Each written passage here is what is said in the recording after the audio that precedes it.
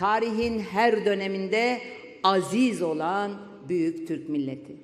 AK Parti iktidarı nezdinde bir gün hain oluyor, bir gün terörist oluyor, bir gün nankör oluyor, bir gün şükürsüz oluyor, bir gün vicdansız oluyor, bir gün cibilliyetsiz oluyor.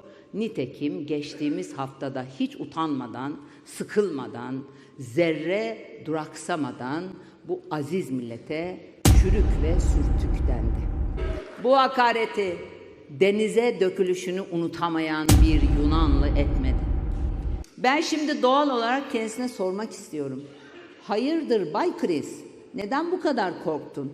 Neden bu kadar çekindin? Sayıştay'ın raporları zaten yolsuzluk ansiklopedisi gibi. Şimdi tehditle, baskıyla, zorbalıkla bunun önüne geçebileceğini mi zannediyorsun? Hiç boşuna uğraşma. Hiç kendini yorma. Çünkü devlet unutmaz. Artık bunun geri dönüşü yok. Sandık geldiğinde milletimizin kutlu iradesi seni o sandığa gömecek. Emin ol, çok az kaldı. %73,5 olarak açıklanırken beceriksizliğiyle göz kamaştıran Nebati Bakan çıkıp biz bir yol ayrımına gittik. Enflasyonla büyümeyi tercih ettik. Bu sistemden dar gelirliler hariç, burası çok önemli. Bu sistemden dar gelirliler hariç üretici firmalar, ihracatçılar kar ediyor diyor. Böyle bir rezalet olabilir mi? Böyle bir pişkinlik olabilir mi? Yokluğa, yoksulluğa mahkum ettiğiniz insanlarımızla bir de utanmadan dalga mı geçiyorsunuz? Dar gelirli hariç diğerlerinin işleri yolunda. Bu ne demek? Dar gelirli vatandaşlarımızı vatandaştan saymayan böyle bir umursamazlık olabilir mi? Siz nesiniz o zaman? Bostan korkuluğu mu? Bu sistem sizin tercihiniz değil mi? Uçacak dediğiniz Türkiye böyle mi uçacak? Yazıklar olsun size. Neymiş? Enflasyon düşüş eğilimine girmiş. Üretim maliyetlerini yansıtan üfe 3 haneli sayılarda. Tırmanış aynen devam ederken Nebati Bakan'ın bu sözlerine bakınca anlıyoruz ki TÜİK sihirli değneğiyle tez zamanda bu arkadaşımızın yardımına koşacak. Nitekim bunun ilk işaretlerini görmeye başladık bile. İlk önce TÜFE ve ÜFE oranlarından sorumlu daire başkanını görevden aldılar. Sonrasında 20 bölge müdürünü değiştirdiler.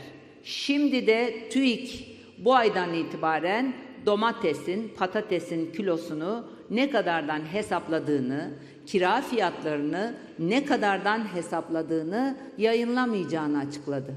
Nedenleri de neymiş biliyor musunuz? Avrupa Birliği'nden artık böyle bir talep gelmiyormuş.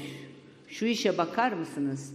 TÜİK yitip giden inandırıcılığını geri kazanmak adına vatandaşa daha şeffaf olmak yerine tam tersine AB'den artık böyle bir talep gelmiyor, ben de yayınlama ihtiyacı görmüyorum diyor.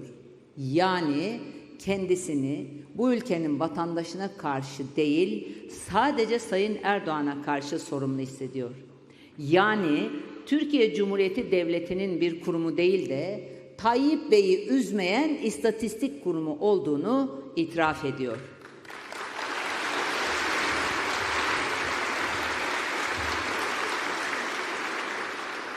Yani ülkemizdeki kurumsal devlet krizini bir kez daha gözler önüne seriyor. Bu vesileyle bu rakamları belirleyen zevata bir çift sözüm var. Açıkladığınız rakamlar işçinin, memurun, emeklinin maaş zammını belirliyor. Ay sonunu getiremeyen insanlarımızın vebali boynunuzda. Gelin iki cihanınızı da karartmayın. Gelin bu milletin ahını daha fazla almayın. Ya görevinizi hakkıyla yapın ya da millete karşı sorumluluğunuzun farkındalığıyla o görevlerden devlet insanı vakarıyla şerefinizle ayrılın.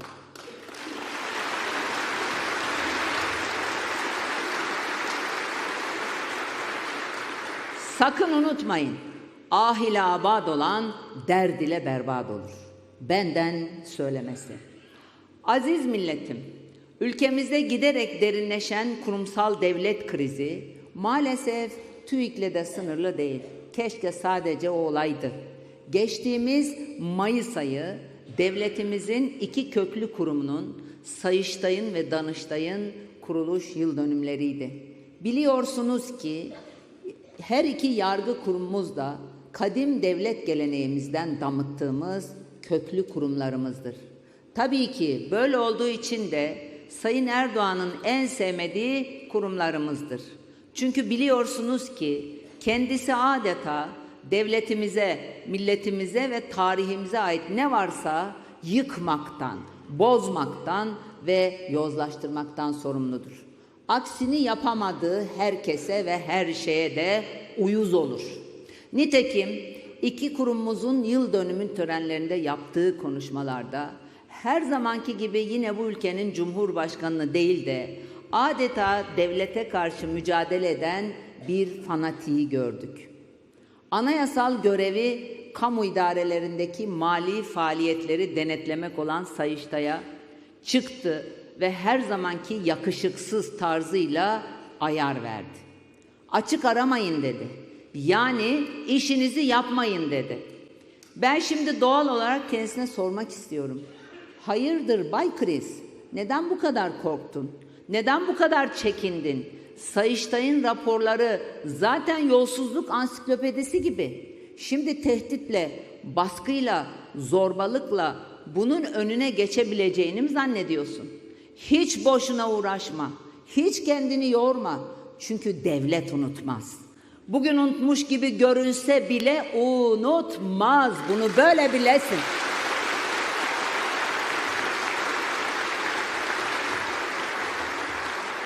Haksızlık, hukuksuzluk kimsenin yanına kalmaz.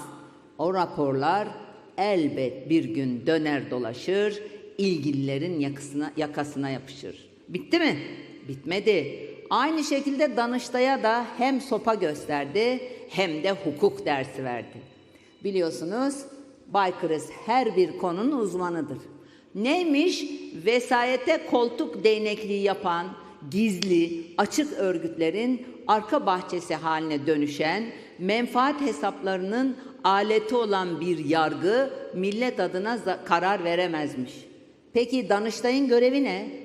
Yürütme organına yardımcı olan bir inceleme, karar ve danışma organı olmasının yanı sıra millet adına yargı yolu ile denetim yapmak. Hayırdır Sayın Erdoğan? İstanbul Sözleşmesi'nin Cumhurbaşkanlığı kararıyla feshedilemeyeceğini duymak çok mu zoruna gitti? Cübbesine düğme dikemediğin erdemli ve ahlaklı savcıların olmasına çok mu bozuldun?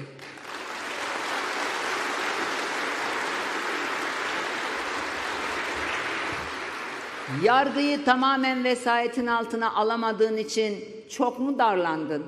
Bak Sayın Erdoğan, bu devlet kimsenin babasının çiftliği değil. Bu kurumlar kimsenin şahsi şirketi değil. Bu kurumlarda çalışan hiç kimse de emir erin değil. Bir an önce kendine gel. Sakın aklından çıkarma. Ne yaparsan yap, Türkiye'ye diz çöktüremeyeceksin. İlk seçimde yetkiyi alıp Türkiye'yi içine soktuğun bu kurumsuzlaşma çukurundan evelallah çekip biz çıkaracağız.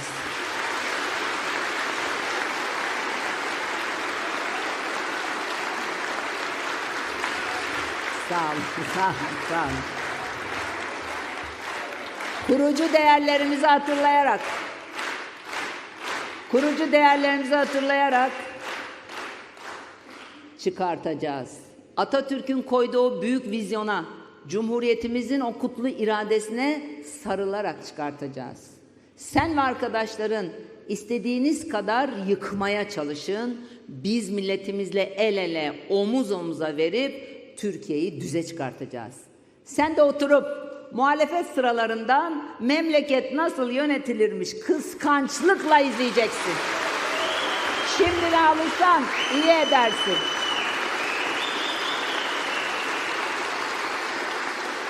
Aziz milletim, Vatanı sevmek, toprağını, ağacını, suyunu ve mahsulünü de sevmektir.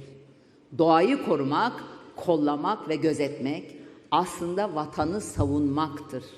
Suyun kirlenmesine, ağacın kesilmesine, toprağın yok edilmesine karşı çıkmak, bugününü, yarınını ve geleceğini korumaktır.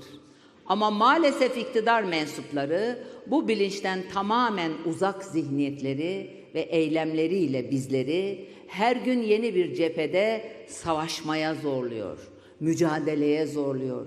Çevreciliğin destanını yazdık diye övünenler adeta bizlere yaşanabilir bir çevre bırakmamak için özel bir gayretle çalışıyor.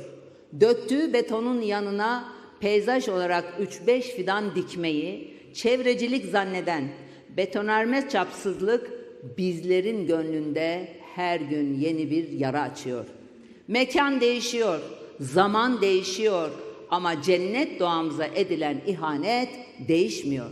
Nitekim bugün de sistematik bir ihanet zincirinin son halkasına şahitlik ediyoruz. Marmaris Milli Parkı içerisinde bulunan Kızılbük Koyu'nda büyük bir talan, bir doğa katliamı yapılıyor.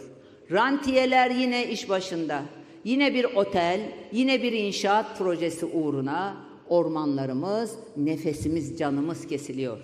Buradan kağıt üzerinde Çevre, Şehircilik ve İklim Bakanı olarak geçen, gerçekte ise çevremizin, şehirlerimizin ve iklimimizin tarumarına sessiz kalıp yol veren Murat Kurum'a ve Muğla Valiliğine sormak istiyorum. ÇED raporu gerekli değildir kararını hangi çıkara, hangi çıkar sahibine, hangi amaca, hangi çıkar sahibinin amacına ve hangi beklentiye göre verdiniz? Milletimizin gözünün içine baka baka patlatılan dinamitlerle milli parkımızın, ağaçlarımızın ve endemik bitkilerimizin yok oluşuna neyin karşılığında göz yumuyorsunuz? Kimse görmez, ne de olsa basın bizde. Kimse duymaz, ne de olsa sansür bizde. Kimse bilmez, ne de olsa yargı bizde diyerek hareket edince yapılanlara göz yumacağımızı mı sanıyorsunuz? Eğer Muğla'mızı sahipsiz, milli parklarımızı da kimsesiz zannediyorsanız çok yanılıyorsunuz. Millete inat, patrona itaat anlayışınızla devrinizin daim olacağını sanıyorsanız çok yanılıyorsunuz. Adı yap, işlet, devret. Özü yak, yağmalama, yok et. Projeleriniz yanınıza kalır diye düşünüyorsanız çok yanılıyorsunuz. Çünkü artık İYİ Parti var. Milletimizin çalınan ve yağmalanan her bir karış toprağının, kopartılan her bir çiçeğinin, ağacının hesabını soracağız. Talana yol verenden de, altına imza atandan da, çanta taşıyandan da hesap soracağız.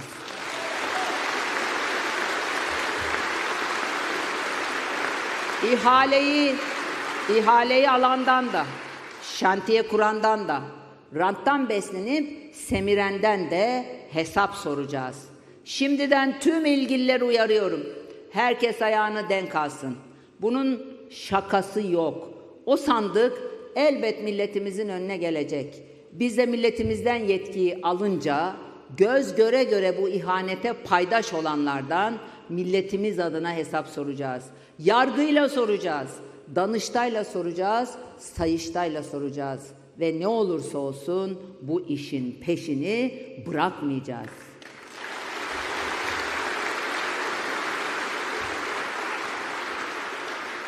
Aziz milletim, bir sandıklık siyasi ömrü kalanların acınası çırpınışlarına, kaçınılmaz sonlarını görenlerin hezeyanlarına, koltuğunu korumak için tüm değerlerini kaybedenlerin hakaretlerine maruz kaldığımız bir haftayı daha geride bıraktık. İktidar mensupları sebep oldukları krizler derinleştikçe, beceriksizlikleri gün gibi meydana döküldükçe söyleyecek yalanları, anlatacak masalları, üretecek bahaneleri kalmadıkça artık pis dillerini, öfkelerini, nefretlerini açık etmekten çekinmiyorlar. Millete hesap vereceğine milletten hesap soran, vatandaşının taleplerini dinleyeceğine kendi taleplerini vatandaşa dayatan, insanın hakkını koruyacağına hak yiyeni savunan kirli bir zihniyetle karşı karşıyayız. Sayın Erdoğan ve arkadaşları sayesinde artık her yeni güne bugün acaba ne olduk diye uyanıyoruz. Bugün acaba hangi hakarete maruz kaldık diye meraklanıyoruz. Bugün acaba hangi konuda suçlandık diye merak ediyoruz. Çünkü Sayın Erdoğan milletimize yönelttiği hakaretler yelpazesini her geçen gün daha da çirkinleştirerek genişletmeye devam ediyor. Tarihin her döneminde aziz olan büyük Türk milleti. AK Parti iktidarı nezdinde bir gün hain oluyor, bir gün terörist oluyor, bir gün nankör oluyor, bir gün şükürsüz oluyor, bir gün vicdansız oluyor, bir gün cibilliyetsiz oluyor. Nitekim geçtiğimiz haftada hiç utanmadan, sıkılmadan, zerre duraksamadan bu aziz millete çürük ve sürtük dendi. Bu hakareti denize dökülüşünü unutamayan bir Yunanlı etmedi. Bu hakareti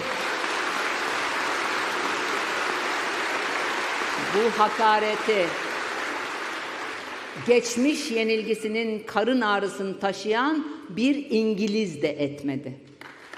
Bu hakareti travmalarını atlatamayan bir Fransız da etmedi.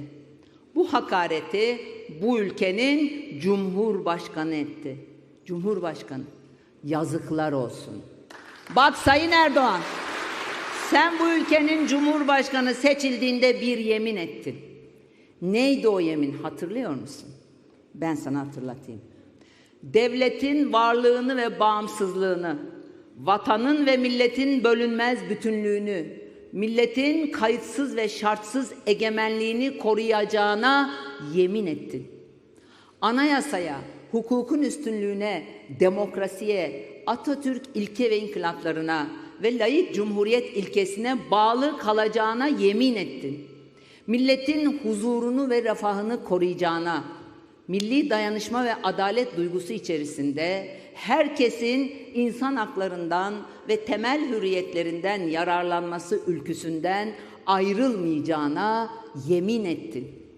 Türkiye Cumhuriyeti'nin şan ve şerefini korumak, yüceltmek ve üzerine aldığın görevi tarafsızlıkla yerine getireceğine yemin ettin. Üstelik bu yemini büyük Türk milleti ve tarih huzurunda namusun ve şerefin üzerine ettin. Hani nerede senin yeminin? Hani nerede milletin huzuru ve refahı? Hani nerede hürriyet? Nerede insan hakları? Nerede adalet? Nerede Atatürk ilke ve inkılapları? Sen yeminini bozdun Sayın Erdoğan. Yeminini bozdun. Üstelik ilk defa da değil, çok uzun zaman önce bozdun.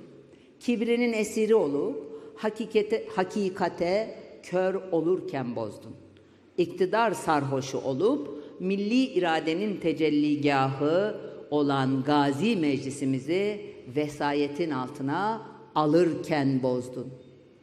Yani 2017 referanduma giderken aziz Türk milletine yalan söyleyerek bozdun. Kişisel hırslarına yenilip milletin hazinesini yandaşlarına peşkeş çekerken bozdun. Şimdi de senin istediğin gibi davranmıyor, yaşamıyor, konuşmuyor diye, demokrasiyi, adaleti, özgürlüğü savunuyor diye, seni beğenmiyor, istemiyor, oy vermeyi de düşünmüyor diye milletimize hakaret ederek bozdun. Sen kendi egonu, hak ettikleri teşhisi koydum diye şişirmeye devam et.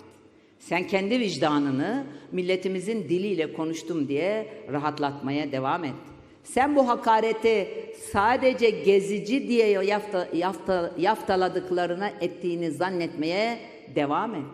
Ama ben seni acı gerçekle yüzleştireceğim. Burdur'da tülbentli, yazmalı, oruç ağzıyla haykıran bir çiftçi kardeşim diyor ki, ben 14 yaşında evlendim. Kocamdan başka bir erkek görmedim. Sürtük sözünün karşılığını söylüyor. Allah'tan başka kimseye biat etmedim, boynumu kimsenin önünde eğmedim. Ben sürtük değilim diyor. Bize sürtük diyemez, biz halkız, biz kadınız diyor. Ne oldu Sayın Erdoğan? Ne oldu Sayın Erdoğan? Sadece şehirli kadınlar kızdı zannettin değil mi? Sadece oyuna talip olmadıkların öfkelendi sandın değil mi? Sadece karşı mahalle diye bildiklerine hakaret ettin diye düşündün değil mi? Ama yanıldın. Hem de çok büyük yanıldın. Ben o günde söylemiştim, bugün de tekrar ediyorum.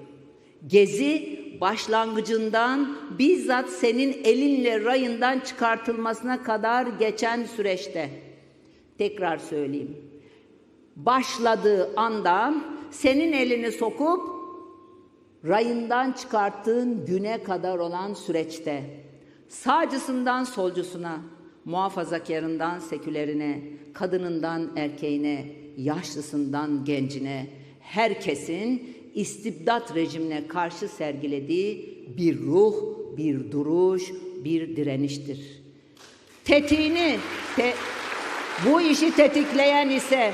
Bu işi tetikleyen ise bizzat 2 Ayyaş söylemidir. O gençler yeter artık dediler. Ağaçlar kesilirken Taksim darmaduman edilecek. Çünkü her şey darmaduman edildiği için darmaduman edilecek endişesiyle ama asıl yeter artık dedirten 2 Ayyaş söylemi oldu.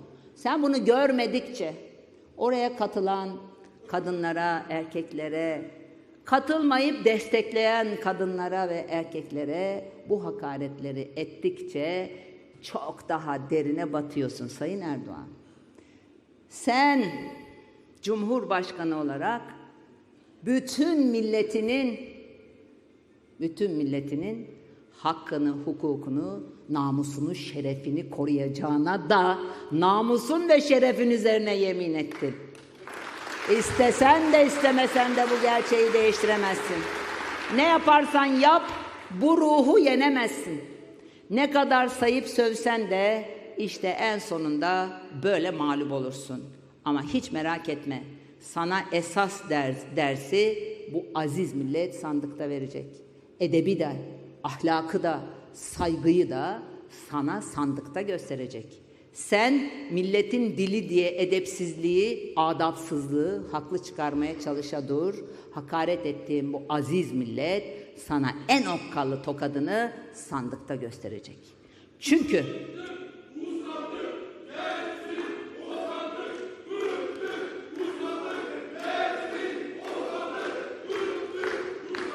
sağ olun, sağ olun.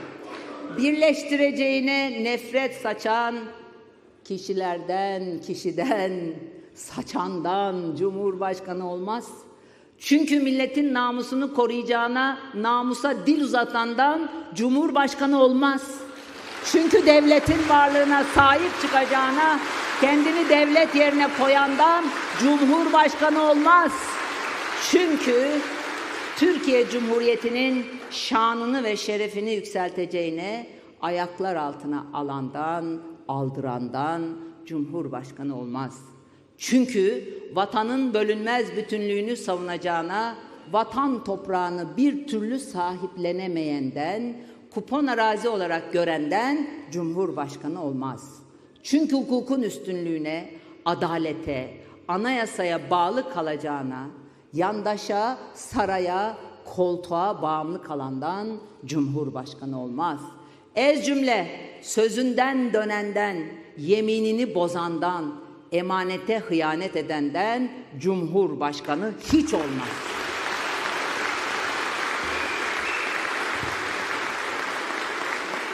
Aziz Türk milleti artık senin gerçek yüzünü gördü Sayın Erdoğan. Geri sayım başladı. Artık bunun geri dönüşü yok.